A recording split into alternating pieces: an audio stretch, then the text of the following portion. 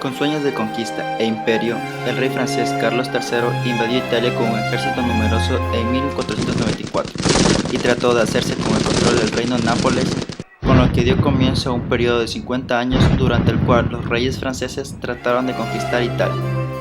Aunque a pesar de las grandes pérdidas económicas y de vidas humanas, fue poco lo que se consiguió. Más allá de una gloria efímera, se importó a Francia la vitalidad cultural del Renacimiento italiano.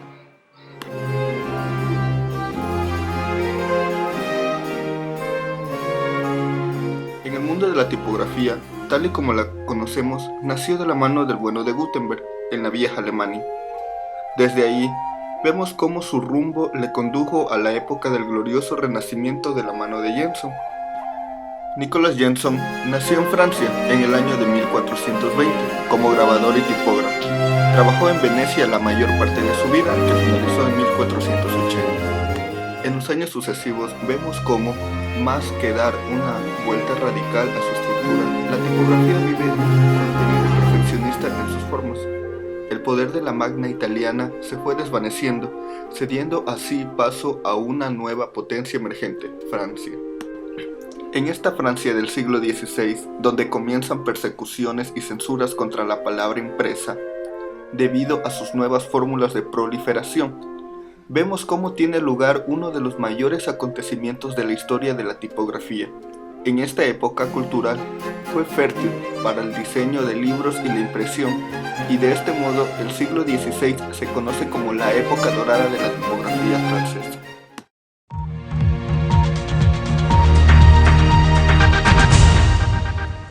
El siglo XVI es conocido como la época dorada de la tipografía francesa debido a todas las aportaciones tanto en la tipografía como en el diseño en sí que hicieron algunos representantes de aquella época. Recordemos entonces que durante los 50 primeros años del siglo XVI lo que intentaban aquellos reyes franceses era conquistar territorios italianos. Entonces en todo ese intento lo que más se logró fue más bien adoptar aquella cultura del Renacimiento italiano. Henry Stigne, conocido como Henricus Stephanus y como Henry Stephens, fue uno de los primeros eruditos impresores del siglo XVI que se entusiasmó con el sueño de Polífilo de Manuncio. Los libros impresos en letra romana, con portadas e iniciales inspiradas por los venecianos, no tardaron en brotar como hongos por todo París. Desde su juventud mostró interés en las lenguas clásicas, recibió una educación esmerada y a los 19 años realizó un viaje a Italia e Inglaterra, donde se dedicó a buscar y adquirir manuscritos para la imprenta de su padre.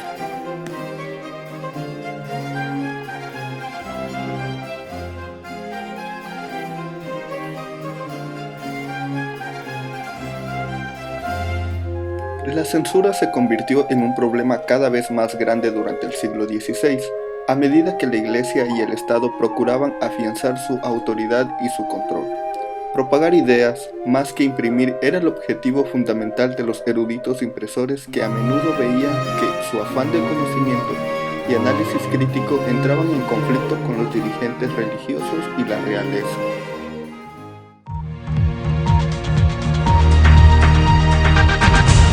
El objetivo de los eruditos impresores era propagar ideas.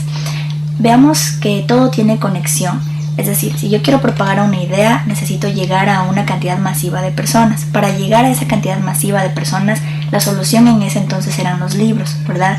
Ahora, estos libros tienen que ser funcionales. Para ser funcionales se necesita una excelencia en tipografía que sea muy legible y que aporte un valor estético al libro en sí. Entonces, ahora entendamos por qué ellos querían propagar ideas.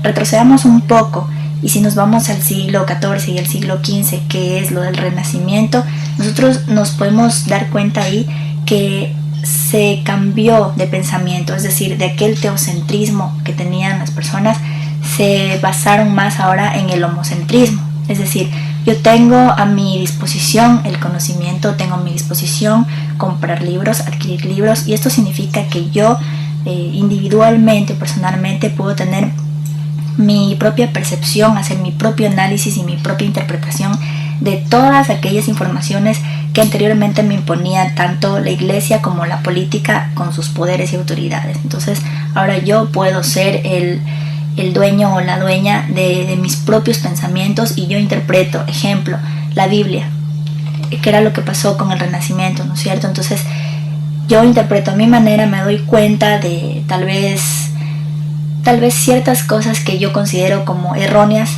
y ya no me baso solamente en creer lo que me están diciendo, sino fue como ese renacer en ese entonces. Entonces ellos era eso lo que querían, que se analice críticamente la información, y por eso querían propagar sus ideas, más que impresiones como tal.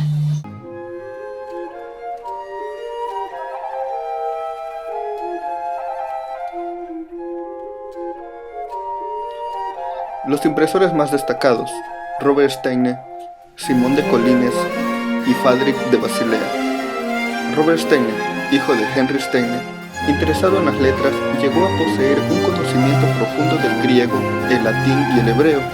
Trabajó muy pronto en la imprenta de su pariente, Simón de Colines, que se encargaba de corregir el texto de un Nuevo Testamento.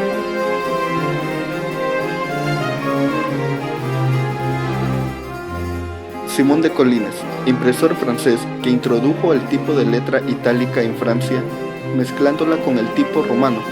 Creó el primer tipo de letra griega con acentos. Colaboró con Henry Steiner, fundador de una importante imprenta en París. Fadric de Basilea. El estilo de este impresor es inconfundible y destacable. Utiliza distintos tipos: gótica, romana, redonda, y sus letras capitales y grabados son realmente sobresalientes. Como características originales cabe destacar la R perruña, R doble y un calderón.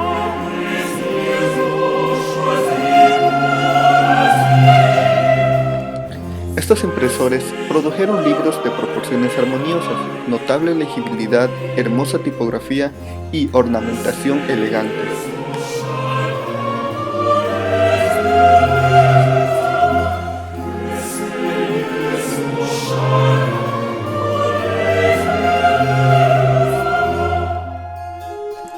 El segundo cuarto del siglo XVI fue un periodo crítico de la historia de la imprenta francesa, porque en esos años los tipos humanísticos, romanos e itálicos, sustituyeron a los góticos como tipo de uso normal entre los impresores franceses y la decoración de los libros. Geoffroy Tory tuvo una participación destacada en dicha transformación, principalmente por sus dos motivos: por ser el responsable del cambio de decoración de los libros franceses y a su vez precursor de los estudios filosóficos sobre el idioma francés, introduciendo en el mismo acento.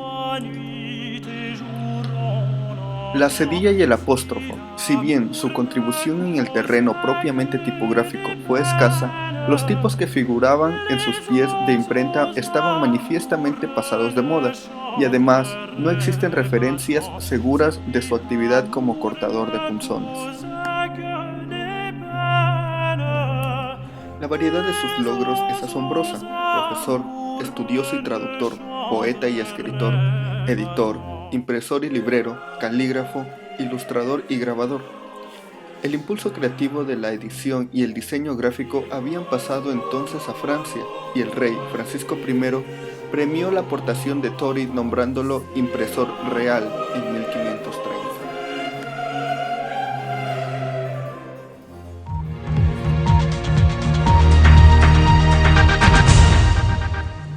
Tory fue nombrado como el impresor real gracias al rey Francisco I, debido a aquellas aportaciones que él hizo en la tipografía y en el diseño.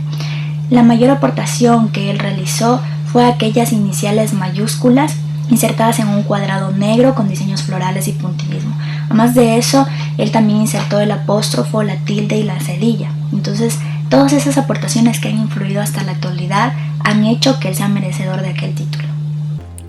En las partes gráficas desempeñó un papel destacado en la importación de la influencia italiana para desarrollar a continuación una escuela renacentista exclusivamente francesa de diseño e ilustración de libros. En Francia, en el siglo XVI, los grabadores solían ser libreros. Tory buscó artesanos excelentes y les enseñó su método de libros, que contribuyó a liberar a la impresión francesa del diseño de página denso y claustrofóbico, y a la gruesa tipografía gótica. El Chant Fleury de Tori, subtitulado El arte y la ciencia de las verdades proporciones de las letras áticas, también llamadas antiguas y, en el habla común, romanas, publicado por primera vez en 1529, fue su obra más importante e influyente. Consta de 3 libros. El primero trató de establecer y ordenar la lengua francesa mediante reglas fijas de pronunciación y de manera de hablar. El segundo habla de la historia de las letras romanas y compara sus proporciones con las proporciones ideales de la figura y el rostro humano. El tercer y último libro ofrece instrucciones sobre la construcción geométrica de las 23 letras del alfabeto latino, en cuadrículas de fondo de 100 de cuadros, y acaba con los diseños de Tori para otros 13 alfabetos, entre los que figuran el griego, hebreo, el caldeo y su estilo de fantasía, hecho con herramientas manuales. El Chant Fleury es un libro personal, escrito en un estilo conversacional lleno de divagaciones y con frecuentes digresiones sobre la historia y la mitología romana. Tori influyó en la generación de impresores y grabadores de punzones franceses y llegó a ser el diseñador gráfico más influyente del siglo XVI.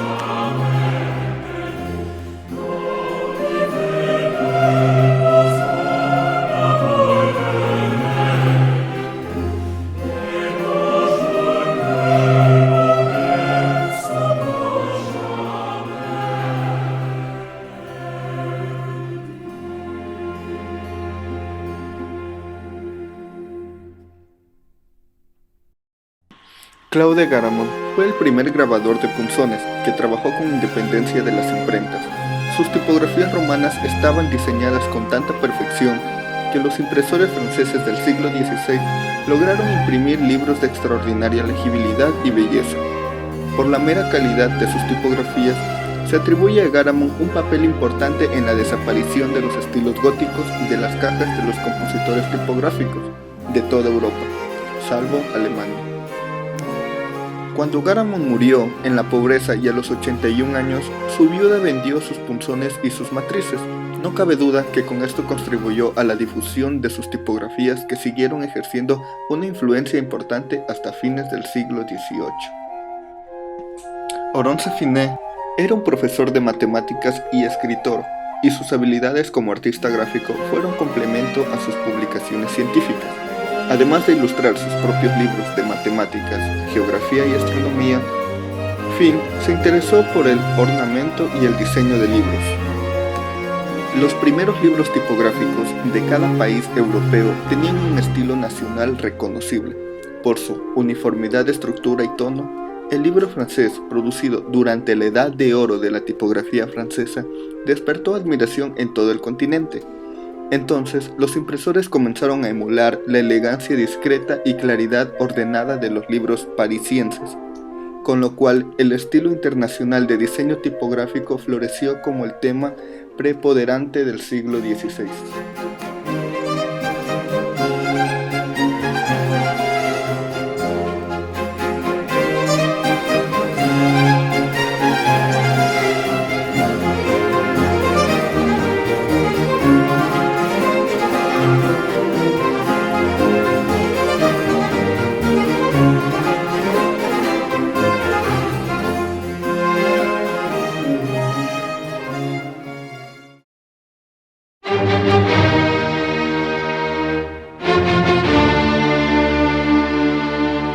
Durante el siglo XVI, Basilea, que se incorporó a Suiza en 1501, y Lyon, una ciudad francesa situada a 300 kilómetros al sur de Basilea, se convirtieron en grandes centros de diseño gráfico. Hubo un intercambio animado entre impresores de las dos ciudades. Había tipografías, marcos xilografiados e ilustraciones procedentes de Basilea. En muchas prensas lionesas y los impresores de Lyon solían producir ediciones para sus atareados colegas de Basilea.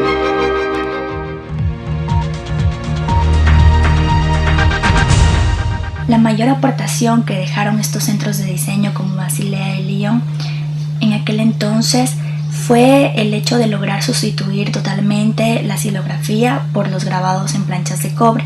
¿Esto qué suponía? Suponía un mayor perfeccionamiento en los libros porque podían permitirse en realidad el mayor tiraje de libros. La xilografía no permitía esto, en cambio el grabado en planchas de cobre sí, ustedes pueden imprimir más libros, mayor cantidad. Estos entonces eran más perfeccionados y a más de esto también aquellas tipografías que iban surgiendo después de las de Garamond. Johann Froben llegó a ser el principal impresor de Basilea y atrajo a la ciudad notable estudio humanista del Renacimiento septentrional. Froben preferiría las tipografías romanas fuertes y sólidas en lugar de las góticas. Froben contrató a Hans Holbein para ilustrar libros. Sus diseños en marcos eran escultóricos y complejos.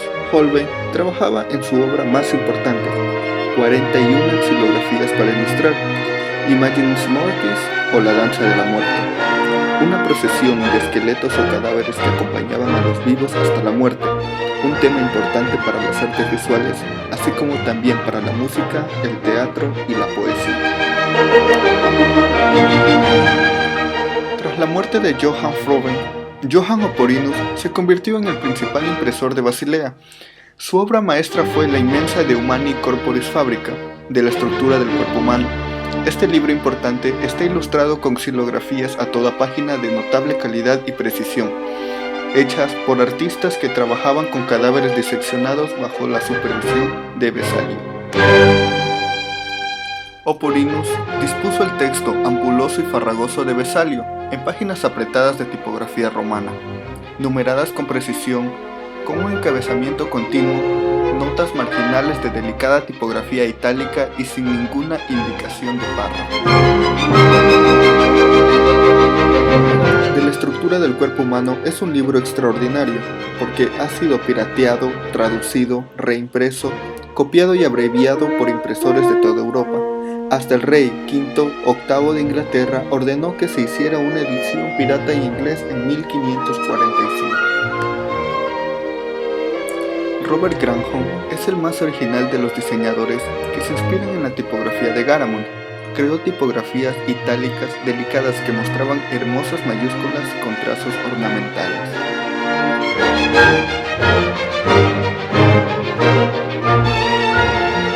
Christopher Plantin. El estilo de diseño de Plantin era una adaptación más ornamental y más pesada del diseño tipográfico francés. A Plantin le fascinaban los florones de Granholm y los utilizaba en profusión, sobre todo en sus libros de emblemas, siempre populares. Publicó 50 libros de emblemas que contenían versos o máximos ilustrados para la instrucción moral o la meditación. Plantin consiguió numerosos punzones y tipos cuando vendieron los bienes de Collines y Garamond.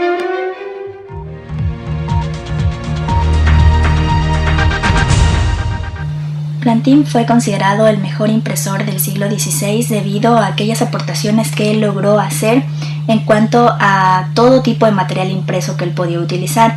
Él llegó a imprimir cualquier tipo de libro como obras clásicas, la Biblia, incluso partituras y mapas. Eso significa una exactitud extrema en el proceso de impresión. Tras la muerte de Plantin, su yerno, John Moretus, continuó la empresa, que siguió perteneciendo a la familia hasta 1876, cuando la compró la ciudad de Amberes y convirtió aquella increíble casa e imprenta en un museo único de la tipografía y de la impresión, con 2 prensas que datan de la época de Plantin.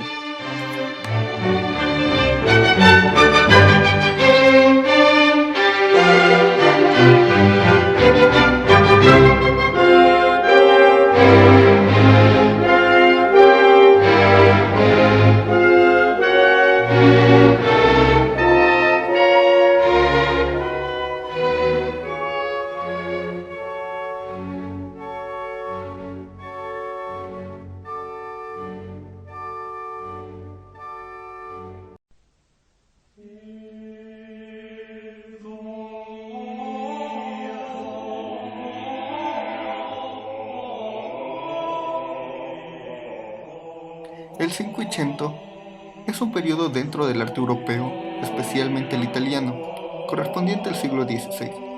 Se caracteriza intelectualmente por el paso del teocentrismo medieval al antropocentrismo humanista de la Edad Moderna. y estilísticamente por la búsqueda de las formas artísticas de la antigüedad clásica y la imitación de la naturaleza, lo que se ha denominado Renacimiento.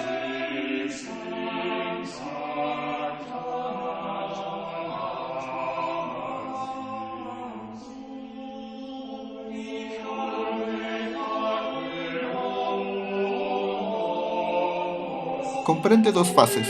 Comienza con el denominado Alto Renacimiento, que comprende los últimos años del siglo XV y las primeras décadas del siglo XVI, y termina con el denominado Bajo Renacimiento o Manierismo.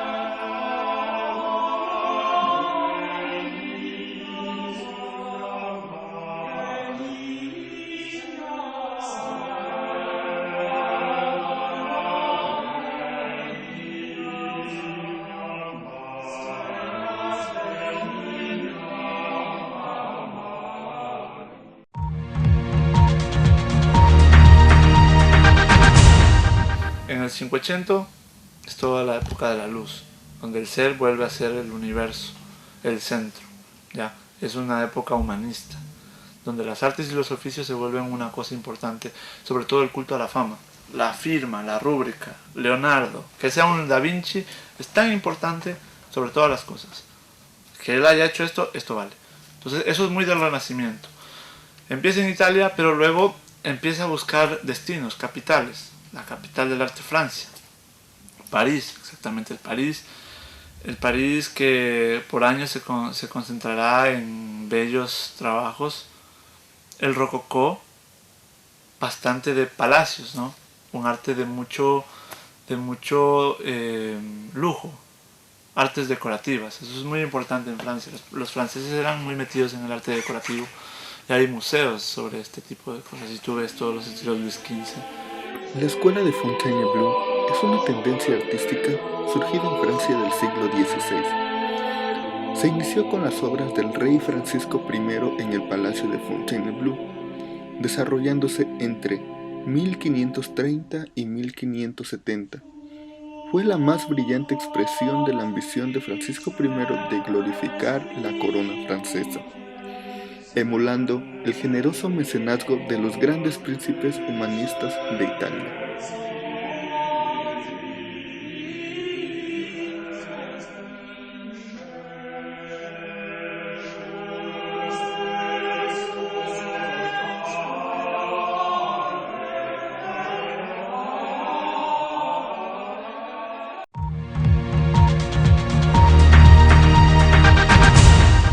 La escuela de Fontainebleau se inserta dentro de esto. Los colores, las paletas son básicamente orientadas al tema principesco, ¿no?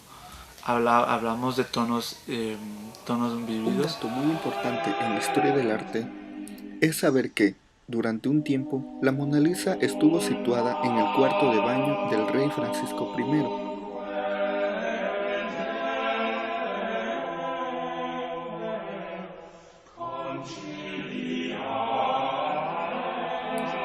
Dado que Francia carecía de una tradición autóctona en la pintura mural que se adecuase a sus grandiosas concepciones, hizo venir a algunos maestros italianos para que dirigiesen la obra, que fue realizada entre 1528 y 1558.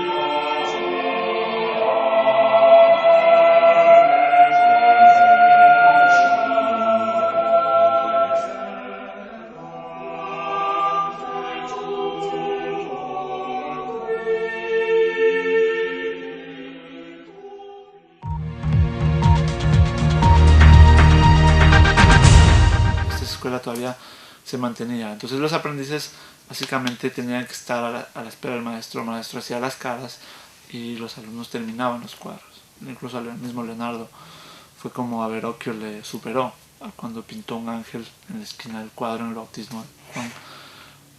Vieron que era superior, que había madera, ¿no? En la escuela de Fontainebleau pasaba mucho eso, y Gambel sé que destacó mucho en esta escuela y esta formación. No sé si la terminó, no estoy seguro, pero continuó con todo este trabajo en la Francia de la época 1600. Jean Bellegambe fue un pintor francés de asuntos religiosos, trípticos y políticos, los más importantes de los cuales se conservan actualmente en Douai, Arras, Aix, Lille, San Petersburgo y Chicago. Se le conoció como el maestro de los colores, por la transparencia y la interacción de sus colores. Se le conoce también a Djembe Yegambe como el Viejo, para distinguirlo de sus descendientes. También se llamaron Yeha.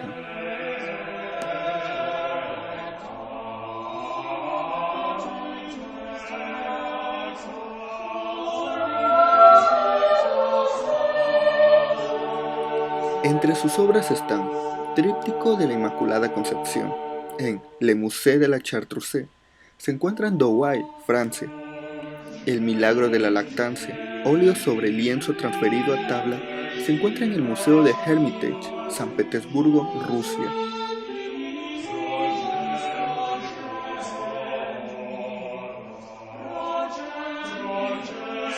Tríptico de Le Cellier, témpera y óleo sobre panel, se encuentra en Metropolitan Museum of Art, en Nueva York.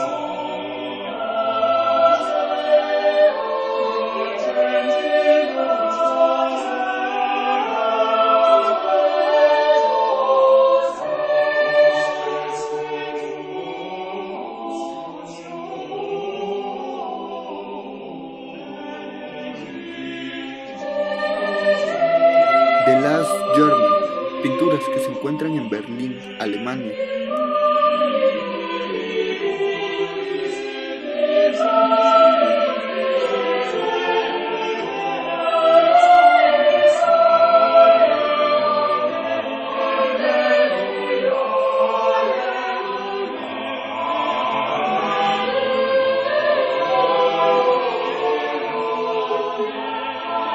Y Annunciation, óleo sobre lienzo transferido de madera, se encuentra en el Museo Hermitage, San Petersburgo, Rusia.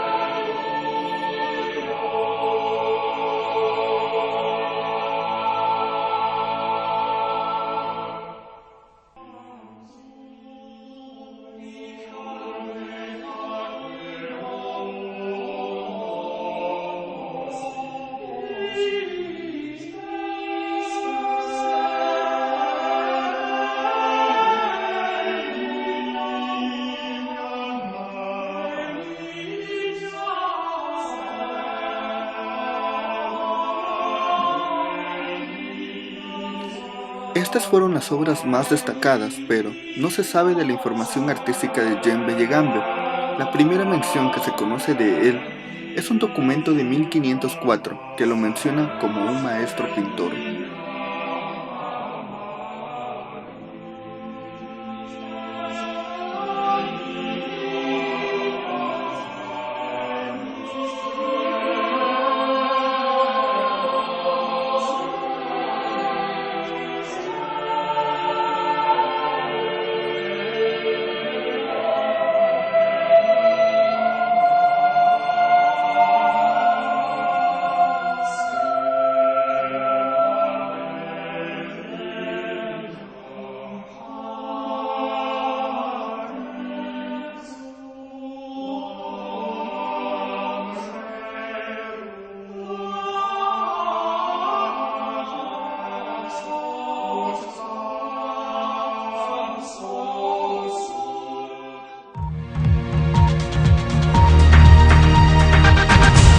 Paisajismo, hablamos de París de esa época, se convirtió en un puerto importante terrestre, bueno, por Venecia era el mercado, ¿no? Pero Francia tenía mucho, hubo mucha plata, mucho poder adquisitivo, y eso por ende mueve arte.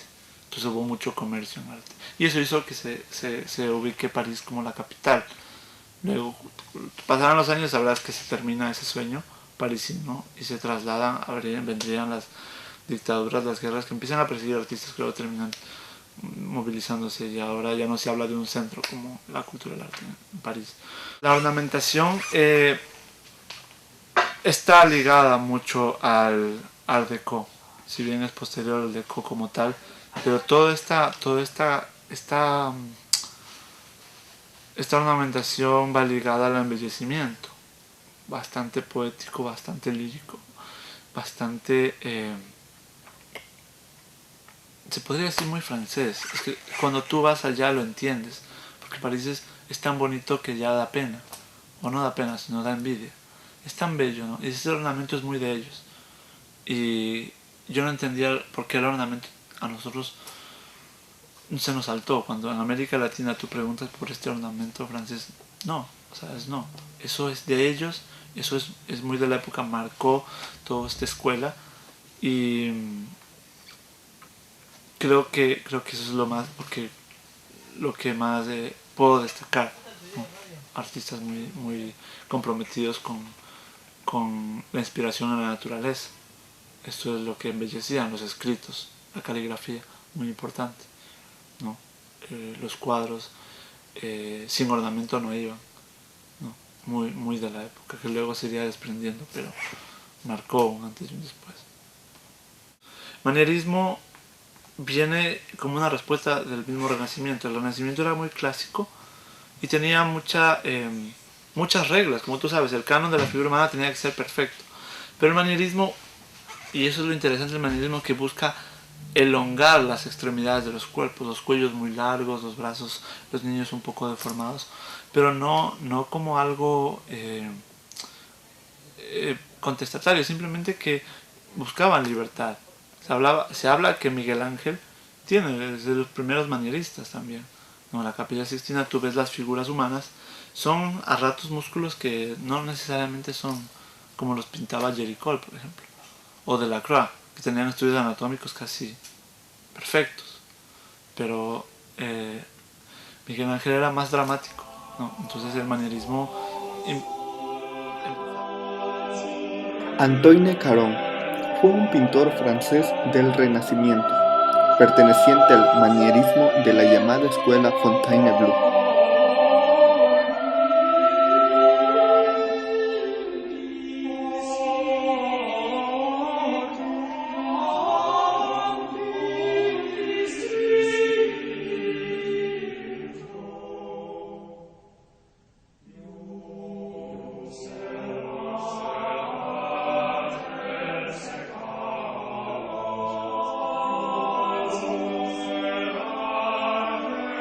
La vida y obra de Caron están muy ligadas a la escuela de Fontainebleau, movimiento cultural iniciado por Francisco I con la importación del arte manierista italiano al suelo francés.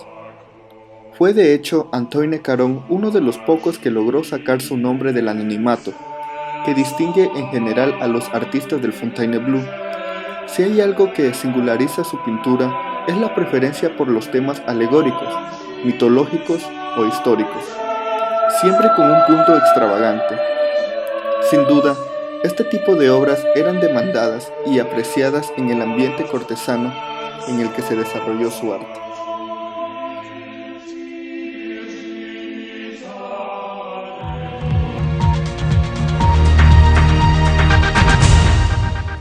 Antoine Caron tiene unas obras maravillosas, si no me equivoco, Adán y Eva y la serpiente, una obra de las más representativas de él, aunque ese tema también fue muy explorado por la mayoría de pintores.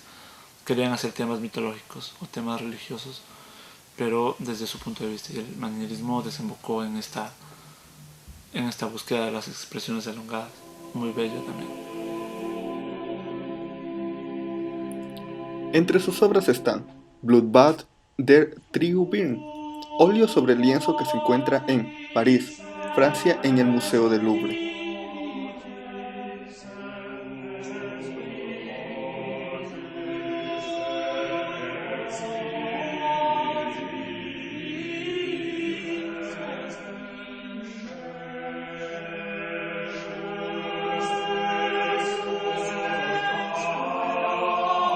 Augustus un die Civil Bontibur, óleo sobre lienzo que se encuentra en París, también en el Museo del Louvre.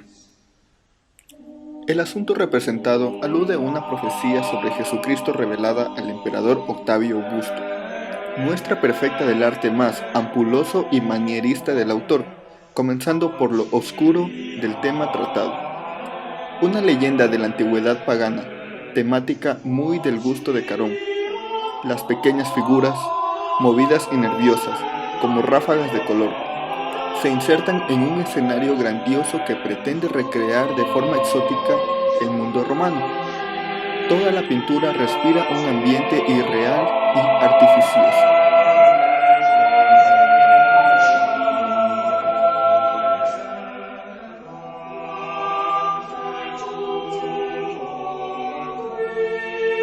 Retrato de la dama. Óleo sobre tabla se encuentra en Alte Pinakothek, Múnich.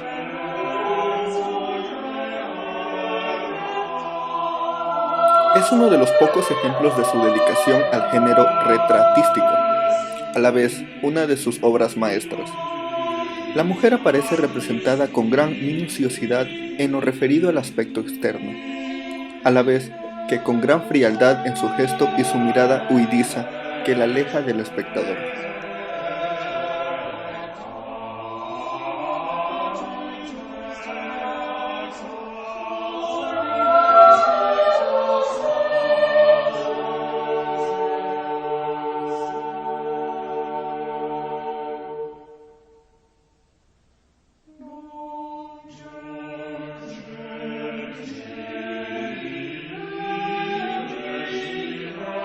Martin Freminet fue un pintor manierista y diseñador francés de la segunda escuela de Fontainebleau.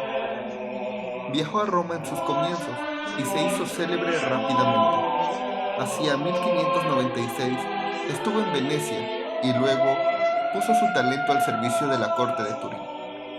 Enrique IV le llamó a la corte de Francia en 1603 y le nombró pintor y valet de chambre. Freminet se convirtió después en el pintor de María de Médicis y se le confió la decoración de la Capilla de la Trinidad del Palacio de Fontainebleau. La obra se inició en 1608 y quedó inacabada a la muerte del artista en 1619, estando considerada como la última obra importante de la segunda escuela de Fontainebleau.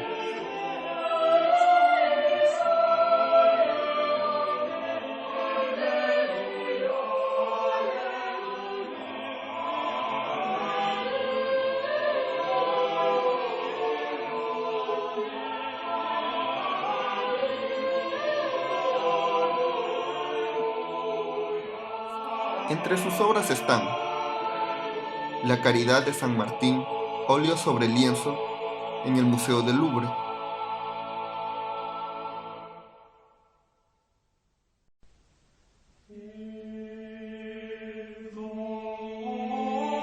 Jesús entre los doctores, dibujo, Museo del Louvre.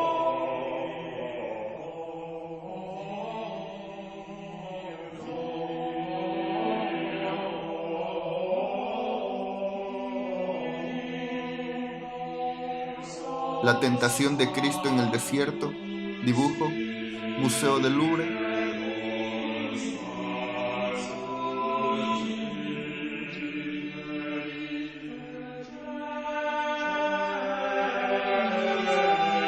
Las bodas de Caná, dibujo, Museo del Louvre.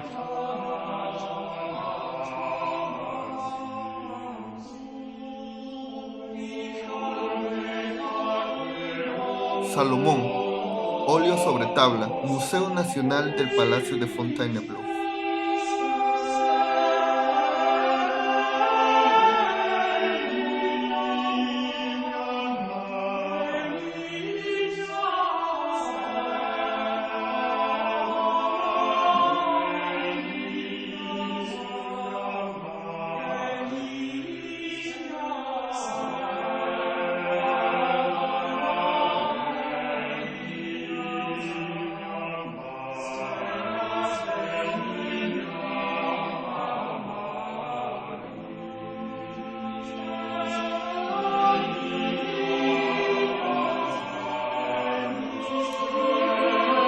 Y así, con estos hechos trascendentales que marcaron la historia del siglo XVI, se ha podido recordar a estas grandes mentes brillantes como lo fueron, tipógrafos y artistas, esperando otros genios con las mismas cualidades, o quizás ya están entre nosotros.